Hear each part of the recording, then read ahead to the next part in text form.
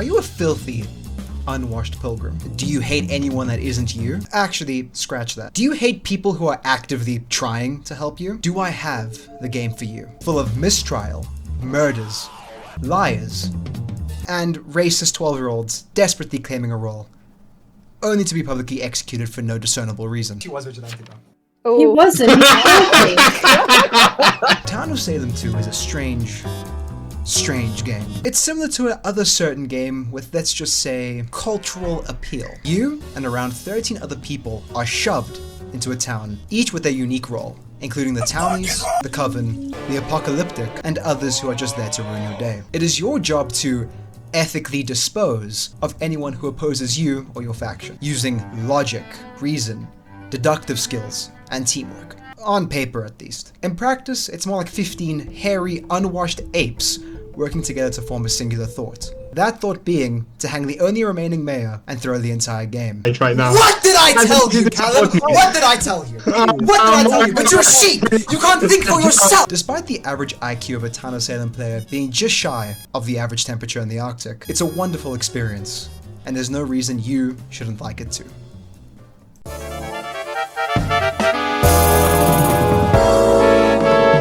There are three main factors to a game of Town of Salem.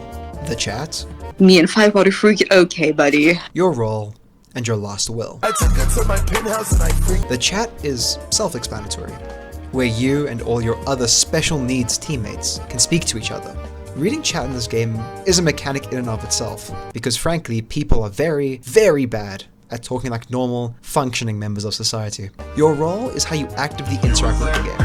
Each role does something very unique, from seeing what someone's doing, sitting on your fat ass and waiting for someone to come to you, or by choosing one poor fucker and blasting them from orbit. The final and most creative mechanic, in my opinion, is the last will system. Throughout the entire game, you are able to add onto and change your last will. This will be shown when you die, or when you post it directly to chat. This is the lifeblood of this game. That is, unless their last will is something completely worthless, because I thought it would be funny to say the word Sigma penis 100 times. All these mechanics gel wonderfully together to create a tense and in-depth game, which will definitely ruin a lot of friendships if you're not careful.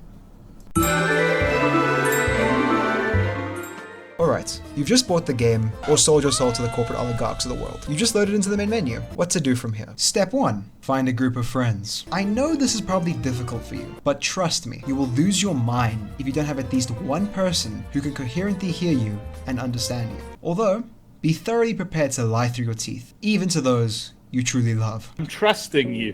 Yeah? I can't wait to be in the skit of your video where deception is key. Step 2. For the love of God, buy scrolls. Use your little town shekels to buy scrolls. Scrolls are items that will either increase or decrease the chance of getting a certain role. Some might say that ruins the fun. However, playing a role like Trickster 5 times in a fucking row will make you contemplate whether or not the money you spent to buy this game could have been used on a warm meal to feed your kids. Step 3. Read the screen. Look, I know that the interface could throw a small child into cardiac arrest, but please understand that everything you need is here. Your role and what it does in the top right, the chat in the bottom left, and the list of people alive in the bottom right. Good heavens. What the fuck are they doing? Step 4. Use your role ability. Each and every role has an ability. Most are during the night, and a couple are during the day. The deputy has no such tolerance for bullshit, and will instead pop you in the back of the head if you so much as breathe in the wrong direction. Some other notable roles include the marshal, which will hang the town in about 5 seconds flat, the jailer, which will lock you in a cage before using special grade interrogation techniques before beheading you in cold blood, or the enchanter, who can make you look just as schizophrenic as the average person playing Town of Salem 2. Overall, learning this game is an exercise in trial and error. Keep trying, keep playing, and I can assure you that you too will soon be the next bloodthirsty pilgrim throwing the game. There's nothing quite like Town of Salem, and I don't think there ever will be. This game is criminally underrated. It is almost the perfect social deduction game. So I implore you, give it a go, and tell your friends to give it a go, and tell their friends to give it a go, and soon eventually we'll all be the racist 12-year-old desperately claiming a role. Well, you guys finished the video. Thanks for watching this far, I guess. It was a lot of work, a lot of time, a lot of Trickster games I played. I don't really like playing Trickster, if it isn't obvious enough. But yeah, go play the game. I didn't spend like 5 days making this video for you guys not to go try it, at least.